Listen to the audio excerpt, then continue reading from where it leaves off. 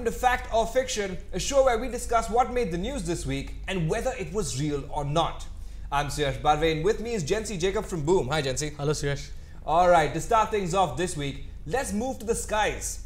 Now if you stroll through your newsfeed in these past few days, you know about the altercation that happened between an Indigo airline staffer and one of their passengers. If you haven't, here it is again.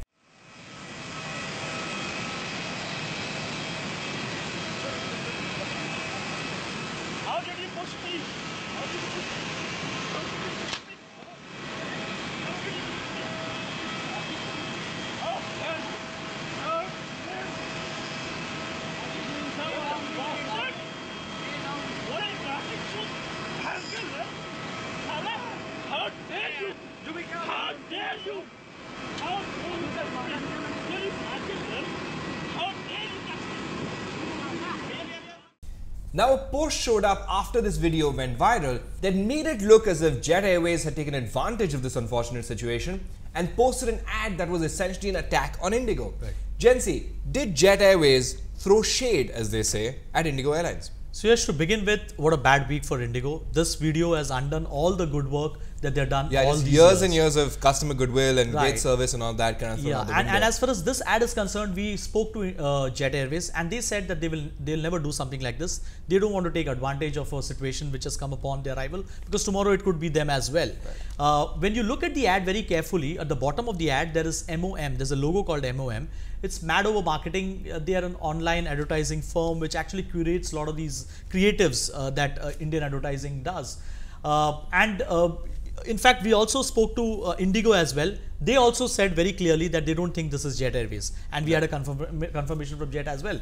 This is in fact a copy of a parody ad which was done last year, where US-based Southwest Airlines, someone on the internet actually made it for them, saying that as far as the rival is concerned, United Airlines, where one passenger was forcibly taken out. Yes. So this is a copy of that ad. This is a parody ad, and in fact, someone has just copied this. So this fake ad is a copy of another fake ad. The fake news brigade is into plagiarism. I'm shocked. I'm completely shocked. But now, here's the really interesting bit of this story. This is obviously a fake image and a fake ad. But there's a real ad as well, and I'm so shocked by this. I genuinely thought when I saw this for the first time that it was fake. Jency had to inform me that it was real. Jency, could you tell us about the ad that Air India released about this issue? And surprised, right, that it is Air India, not the easily and nimble-footed. Amazed. I did not believe you the first time you said it was genuine. So they came out with this ad saying that we only raise our hands to say namaste, you know, and this was something that went viral. This went through their official Twitter handle, which they later on deleted because people trolled them for their deficient service and said, don't come out with interesting ads, come out with good service. Yeah, it also feels more like an Amul ad than an Air India ad, to be honest. Right. But I must credit Air India. That is the quickest turnaround time I've ever seen from them. That's true. All right. So the Jet Airways ad, definitely not real, definitely not from Jet Airways. The Air India one, though, was definitely on their Twitter feed, so that one's real. But on Jet, that's a fake. Let's switch over now to Narendra Modi, whose social media team probably spends 90% of their day getting notifications by being tagged in utter fakery. Jency, this time, as is so often the case, there's a communal angle to this fake news story. Tell us more. So there is this image and video which is going around on WhatsApp and Twitter where Prime Minister Narendra Modi is meeting a Muslim delegation and they are tying a turban on his head, and people came out with their interpretation saying that he is meeting this Muslim delegation just ahead of the Gujarat elections because he's worried that probably they will lose the state this time. But when we went and fact-checked the video and the image, we found out that this meeting had happened on 2nd May 2016, and this delegation that you see in the video and the image are in fact from the Ajmer Sharif Dargah, which is in Rajasthan, not even in Gujarat. Right. So this has no connection with any of the elections that you can talk about. In fact, Sanjay Singh, a very important leader of the AAP, he asked this question, that why is Prime Minister Narendra Modi meeting this delegation in secret? Why can't he meet them in public? But we also found out from then that in fact Narendra Modi had himself tweeted on his own timeline, Twitter timeline, and also his the PMO Twitter handle had also tweeted it, and this was there on all websites and it had received wide national media coverage. So clearly this is fake. So the AAP's definition of a secret meeting is one with cameras present to record everything. True. That's not how secret meetings work, guys. This video and this image isn't even from this year. It definitely wasn't a secret meeting because Narendra Modi tweeted about him himself. So this story is absolutely fake. We move now to the Chief Minister of Uttar Pradesh, who has landed in a bit of hot water for not paying attention to the details. Jency, what's happened here? If it would have been anyone else, probably Twitter would have been more forgiving, because this is Yogi Adityanath and Giriraj Singh, the Minister of State. The true flag bearers of nationalism. Right, true. And how can they make this mistake? Now, they were on this 3-day visit to Mauritius, where they were inviting the NRIs to invest in Uttar Pradesh.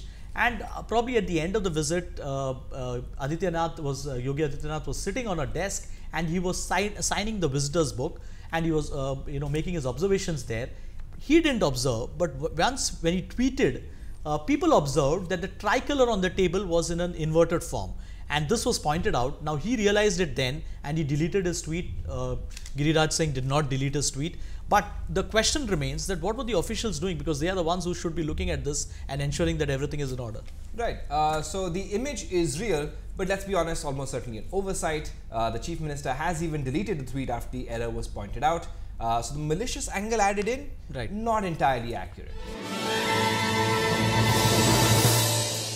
Alright, before we wrap up, let's go back in time to our Fake News Hall of Fame.